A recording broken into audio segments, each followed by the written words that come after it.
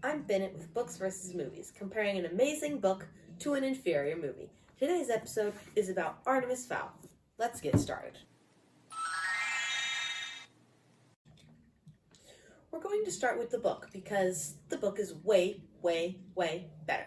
The plot of Artemis Fowl is a rich European gentleman, Irish to be specific, is lost on an expedition to the Arctic, and his criminal mastermind son tries to get him back. To fund the expedition, he must exploit a race of fairies which are hidden under the Earth's crust, unbeknownst to humans. When we skip to the bottom of the Earth, there is Holly Short, a leprechaun captain, the only female one, and a test case. She is trying to prove herself to her commanders. She gets kidnapped by Artemis, and she tries to escape while he tries to negotiate a ransom fee. Moving on to the characters, we're going to start with, of course, Artemis. He is a criminal mastermind who is 12 years old and has little to no morals. Next is his ever-present companion, Butler. His bodyguard, chef, butler, and longtime friend. Another character in the Fowl household is Juliet, Butler's niece. She is a 16-year-old young woman who has been training to take on the butler mantle of bodyguard to the Fowl household. Artemis's mother, Angeline Fowl, as soon as Artemis Sr. went missing, she went catatonic.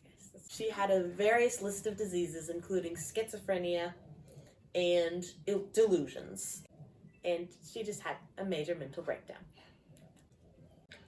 Holly is a young elf in her early 80s who is the only female recon agent in the force of the LEP, the Lower Elements Police.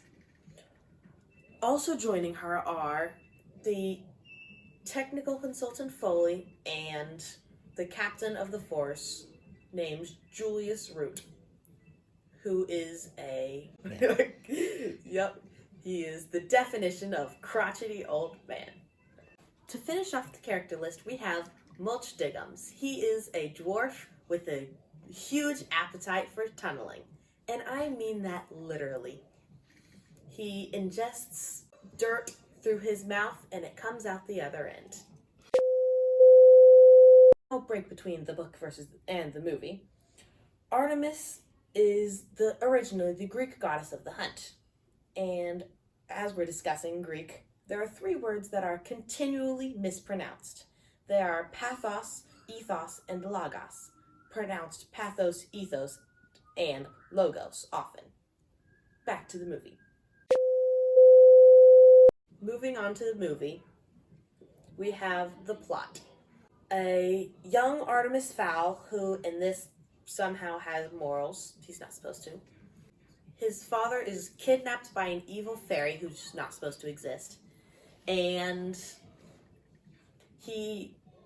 for ransom, a magical acorn is demanded. The magical acorn is called the Aculos, stolen by a young elf named Holly Short's father.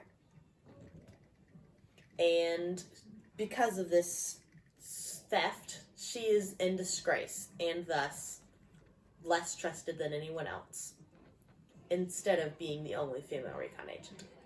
She's kidnapped by Artemis Fowl and held for ransom for the Aculos, the giant golden acorn mentioned previously.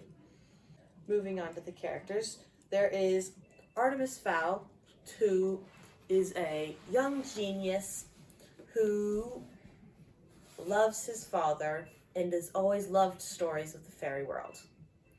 There is his butler,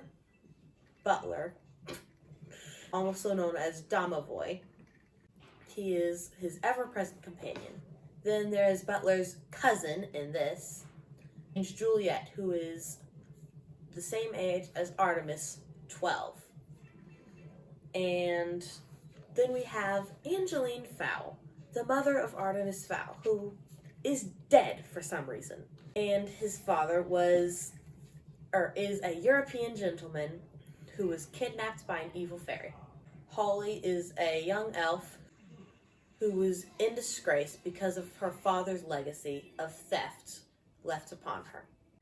Mulch is, in this, he is a giant for some reason. I guess being a giant would make it easier to film instead of, being a dwarf.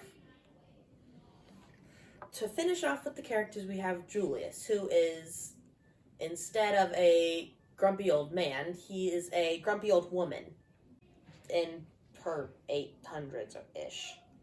It really, really changes how Holly is viewed. Instead of the only female recon agent, there's hundreds of agents who are also female.